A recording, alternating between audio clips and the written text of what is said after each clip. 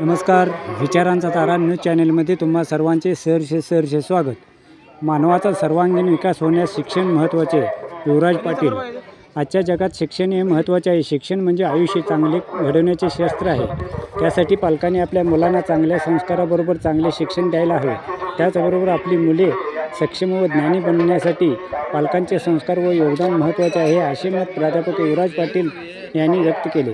यावेळी अध्यक्षस्थानी वसंत चौगुले हे होते। बारवाड येथील सरकारी प्राथमिक मराठी शाळेच्या शताब्दी सोहळ्यानिमित्त आयोजित केलेल्या कार्यक्रमात शिक्षण या विषयावर बोलताना युवराज पाटील यांनी वरील मत व्यक्त केले। पुढे बोलताना ते म्हणाले की कोणत्याही गोष्टीचे प्रयोजन महत्त्वाचे असून हे प्रयोजन व्यवस्थित होण्यासाठी शाळा आणि शिक्षण महत्त्वाचा घटक आहे। पालक नावाचा घटक जोपर्यंत शिक्षण प्रक्रियेत सक्रिय होत नाही तोपर्यंत शिक्षण क्षेत्राची प्रगती होणार नाही। आज विद्यार्थ्यांचा बौद्धिक विकास व्हायला हवा, त्यासाठी भावनिक विकासाचे शिक्षण देणे गरजेचे असल्याचे सांगून या शताब्दी सोहळ्यास शुभेच्छा दिल्या। यावेळी धनाजी चौगुले यांनी पाहुण्यांचा परिचय करून दिला। या प्रसंगी डॉक्टर BM आणि डॉक्टर अभिनंदन मोराबटे, वसंत चौगुले यांनी आदींनी मातृभाषेतून शिक्षण महत्त्वाचे असल्याचे सांगून या सोहळ्यास शुभेच्छा दिल्या। प्रारंभी सकाळी हनुमान मंदिर प्रांगणात ग्रामपंचायत अध्यक्षा संगीता जाधव यांच्या हस्ते ग्रंथपूजा व वसंत चौगुले यांच्या हस्ते श्रीफळ वाढवून करण्यात आली। विविध वाद्यांच्या गजरात, टाळ मृदुंगाच्या निनादात ग्रंथदिंडी गावातील प्रमुख मार्गावरून शाळेत आणण्यात आली। त्यानंतर फोटोपूजन व दीपप्रज्वलन मान्यवरांच्या हस्ते करण्यात आले। SDMचे अध्यक्ष रणजित तिटवे यांनी प्रास्ताविक स्वागत व प्रास्ताविक केले। मुख्याध्यापक NG आतार यांनी अहवाल वाचन करून दादासाहेब मोराळे यांनी कार्यक्रमाची रूपरेषा सांगितली। नाडगीत व स्वागत गीताने कार्यक्रमाची सुरुवात करण्यात आली। यानंतर प्रमुख मान्यवर असं आजी माजी शिक्षक, विविध क्षेत्रात यश संपादन केलेल्या मान्यवरांचा सत्कार करण्यात आला। तिसऱ्या सत्रात माजी विद्यार्थ्यांनी शताब्दी सोहळ्यानिमित्त आपल्या मनोगतातून शाळेचा आठवणी कथन केल्या। यावेळी आमदार गणेश हुक्केरी यांनी या सोहळ्यास भेट देऊन शुभेच्छा दिल्या। त्यानंतर विद्यार्थ्यांच्या कलागुणांचा कार्यक्रम पार पडला। या सांस्कृतिक कार्यक्रमाचे उद्घाटन बारवाड दूध संघाचे चेअरमन अण्णासाहेब चौगुले यांच्या हस्ते श्रीफळ वाढवून करण्यात आले। या सांस्कृतिक कार्यक्रम विद्यार्थ्यांनी एकापेक्षा एक गीतावर डान्स करून उपस्थितांची मने जिंकली। या कार्यक्रमास आजी माजी विद्यार्थी, शिक्षक, पालक व ग्रामस्थ मोठ्या संख्येने उपस्थित होते। मित्रहो, विचारांचा तारा न्यूजसाठी रंगराव बन्ने, बारवाड।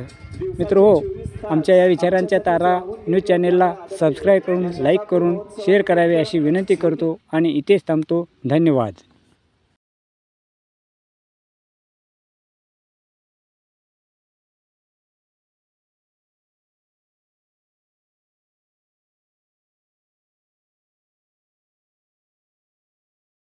आदरणीय हायस्कूल स्टाफ, त्याचबरोबर या टीमला मान देऊन आमचा उत्साह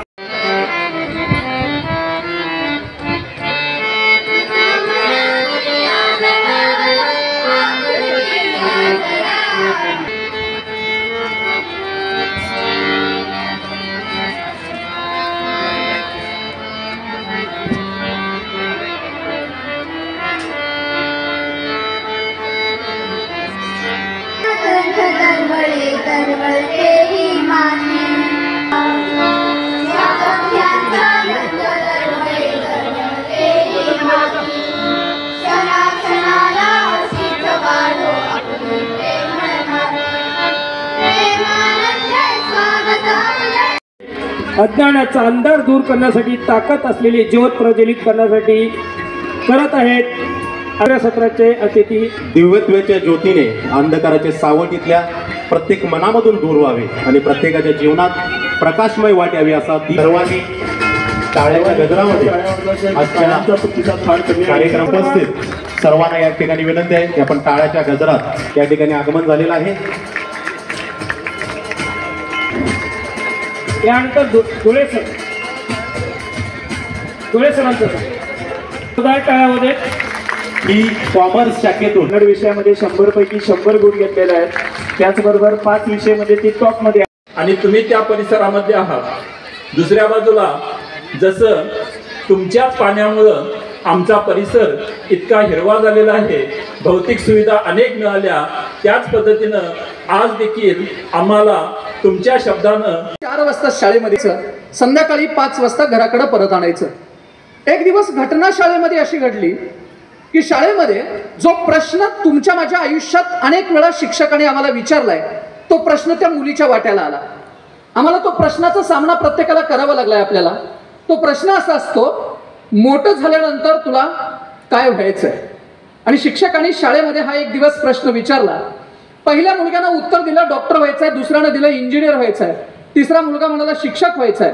शक्यतो बिझनेसमॅन व्हायचंय असं कोणी उत्तर देत नसतं, कारण त्याला समाजामध्ये फार किंमत नसते, मी येईन तिकडं. पण असं विचारत विचारत विचारत विचारत शिक्षक त्या बिल्मापाशी गेले. मुलगी कमरेतून कायमची अपंग आहे, आता विचारायचं कसं? 2 मिनिटं ते थबकले. पण इतर मुलांच्या बरोबर तिला देखील हक्क आहे मोठं होण्याचा, तिला देखील जिद्द आणि चिकाटी तिच्या मनात पेरली पाहिजे, तिला देखील तिचं आयुष्य यशस्वी करण्याचा अधिकार आहे. म्हणून शिक्षकाने तिला प्रश्न विचारला, दीदी तुला मोठं झाल्यानंतर काय व्हायचंय? आणि हा प्रश्न विचारल्यानंतर विल्मा रुडॉल्फ नावाच्या मुलगीनं उत्तर असं दिलं, मला मोठं झाल्यानंतर जगातील सर्वात वेगवान धावपट्टू व्हायचंय. असं म्हटल्यानंतर तिच्या आजूबाजूच्या काही मुलं मुली तिला हसल्या आणि हसल्यानंतर मात्र त्या मुलगीनं मान खाली घातली. शिक्षकाने तरी तू मोठी धावपट्टी होशील. वर्गातली मुलं हसल्यानंतर त्या मुलगीला वाईट वाटलं, खाली मान घातली आणि ती मुलगी वर्गामध्ये ढसाढसा रडायला लागली. संध्याकाळी 5 वाजले, तिची आई तिला न्यायला आली. त्यावेळेस ती मुलगी आईच्या कुशीमध्ये शिरली आणि आईला म्हणाली, आई मला जगातील सर्वात वेगवान धावपट्टू व्हायचंय, पण वर्गातील काही मुलं मला हसतायत. आईच्या लक्षात आलं मुलीच्या डोक्यात काहीतरी नवं खूळ आहे. आईनं मुलगीला घराकडे आणलं, मुलगी घरामध्ये रडायला लागली. तिचं एकच वाक्य होतं की आई मला जगातील सर्वात वेगवान धावपट्टू व्हायचंय. आईच्या पोटात कालवाकालव झाली. आईला असं वाटत होतं की माझी मुलगी जर खरंच चांगली असती, ती चालू शकत असती, ती जर चांगली पळू शकत असती तर तिला नक्की जगातील सर्वात वेगवान धावपट्टू मी करू शकली असते. तरावरती त्या मुलगीला उभी केली आणि सांगितलं, विल्मा आता पाय उचल. आता जर तू पाय उचलू शकली नाहीस तर पुन्हा तू कधीही चालू शकणार नाहीस, तुझ्या आयुष्याचं स्वप्न पूर्ण करू शकणार नाहीस. 15 फूट अंतरावरती ती मुलगी उभी होती. आईनं प्रेरणा दिली, त्या मुलगीनं पाय उचलायला सुरुवात केली. 15 फुटाचं अंतर तिला चालून यायला साधारणपणे 1.5 तासाचा कालावधी गेला. या कालावधीमध्ये लोखंडाचे बूट तिच्या घोट्याला घासत होते, रक्ताची धार लागली होती, खालचं चप्पल भिजलं होतं. ती मुलगी 15 फुटाचं अंतर चालत आली, आईच्या कुशीत शिरली आणि फक्त एकच वाक्य म्हणाली, आई तू जर माझ्या पाठीशी अशी उभी राहणार असशील तर मला जगातील सर्वात वेगवान धावपट्टू होण्यापासून कुणीही रोखू शकत नाही. इथून पुढे त्या माई लेकींचा हा उपक्रम सुरू झाला. जग शांत झोपलेलं असायचं आणि या माई लोकी सकाळी पहाटे 4 वाजता गल्लीमध्ये सराव करायला लागायचे. वयाच्या 4थ्या वर्षी त्या मुलगीला लोहितांग ज्वर आणि निमोनिया नावाचे 2 आजार झाले होते. आणि हे व्याख्यान झाल्यानंतर जर हे पटत नसेल तर पुन्हा एकदा नेटवर जाऊन चौकशी करा.